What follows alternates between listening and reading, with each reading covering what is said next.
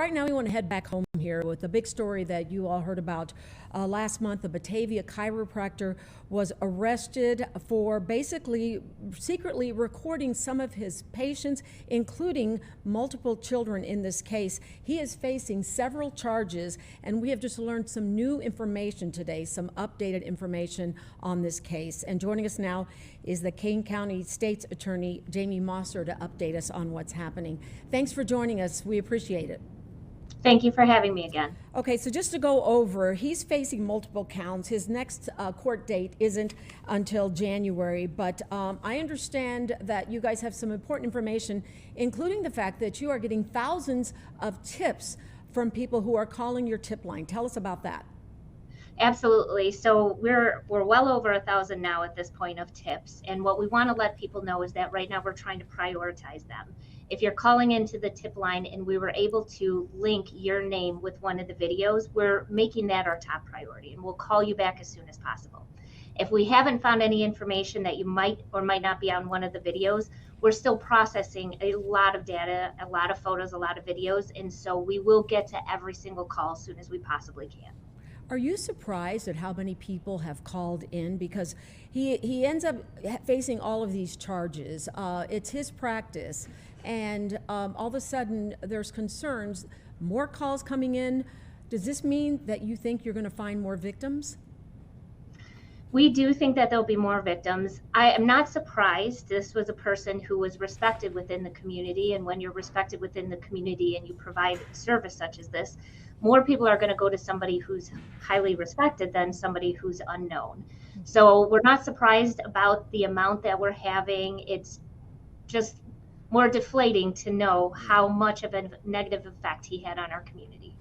Let's talk about the kind of practice that he had, because he was a chiropractor, but he did, I understand, a lot of infrared therapy and light therapy, and that did involve the unclothing of some of the patients.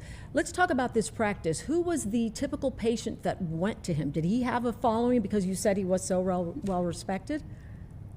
So people of all ages, both sex, everybody in that area went to him.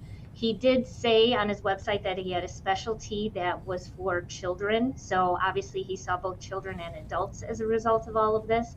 And what he specifically targeted these individuals was in a red light therapy room, which this would be the type of therapy where you would either become completely unclothed or at least partially unclothed. And that's where we found the video cameras. Okay, so let's go over some of the counts, because I understand there's 5 counts of producing child pornography, 3 counts disseminating child pornography, 6 counts of possible child pornographic videos, 3 counts of unauthorized recording of a minor through or under clothing. These are the charges that you have been brought against him. As you guys are getting more tips, as you guys are doing more investigating, do you see even more charges? What do you think the focus is going to be? I do. A lot of the focus that we have now is on these recordings of the patients. What we didn't know when we were executing the search warrant is that he was creating his own unauthorized recordings. We knew about the known child pornography because this is what hit off of a cyber tip, which is the reason why we knew he was doing something. And so as we go through all the videos, I think you're going to see a lot more charges about the unauthorized recording of both adults and children. Okay, so let's talk about, so he was doing what with these videos exactly? So what he was doing was he would record people without their consent. It was hidden in a fan on the ceiling of the room that they were in. And people would go in, they would undress, the red light would start, and that's when the recording would be happening. Was he sharing these videos online? That we don't know yet, and not something that we would be able to disclose until we're able to fully get through the case and talk to any individuals of whom this might have happened to. But what part of our most recent press release that I wanted people to understand is that throughout the course of our investigation, we found that it was only him who was doing this. None of the other employees at the business, nor did his wife, have any knowledge of what was happening. This was solely done by the defendant in this case and not by anyone else. And is that typical when you think about, a person who is charged with these kind of charges? Is this something that you usually find that person was doing this without any other accomplices or anybody else involved? Absolutely. So these people hide in plain sight, and that's exactly what he was doing.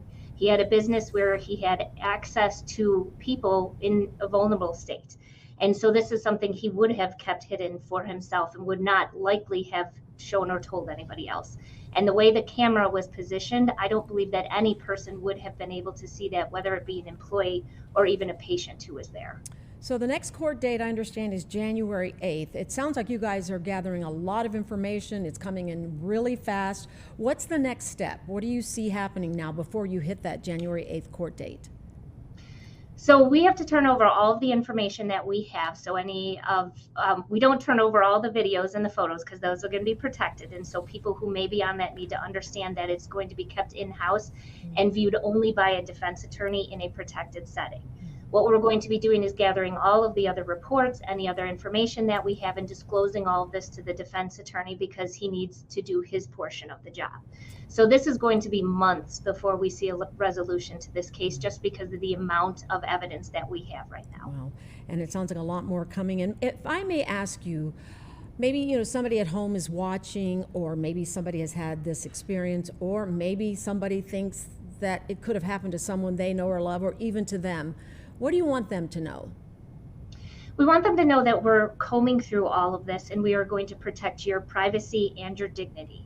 And we're also going to hold the defendant accountable for this. If you believe that you may be a victim, please go to our website, which is the Kane County State's Attorney's website. Not only do we have the ability for you to report via email or even over the phone, we also now are working with AID, a local organization, who's going to provide some mental health services to anyone who's been negatively affected for this. State's Attorney Jamie Mosser, Kane County, thank you so much for joining us and updating us on this case. We appreciate your time. Thanks for having me. Thank you. Chicago Live will be back shortly. More snow headed our way. We'll let you know what to expect.